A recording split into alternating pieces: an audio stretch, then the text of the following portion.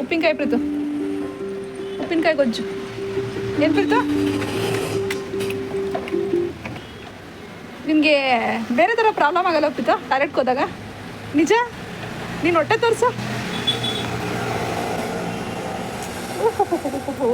ಹೊಟ್ಟೆ ನಾವು ಒಳಗಡೆ ಹೇಳ್ಕೊಂಡು ನಾಟಕ ಮಾಡ್ತೀಯಾ?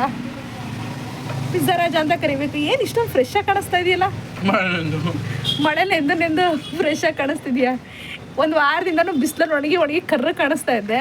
ಇವತ್ತು ಮಳೆ ನೆಂದು ವೈಟ್ ಕಾಣಿಸ್ತಿದ್ಯಲ್ಲ ಪ್ರೀತಾ? ಫಿಲ್ಟ್ರ್ ಹಾಕೋದೇ ಬೇಡವಲ್ಲ ನಿಂಗೆ?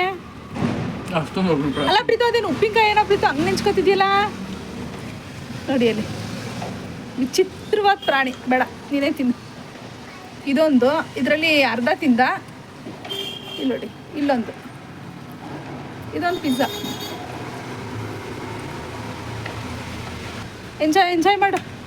ಹಾಂ,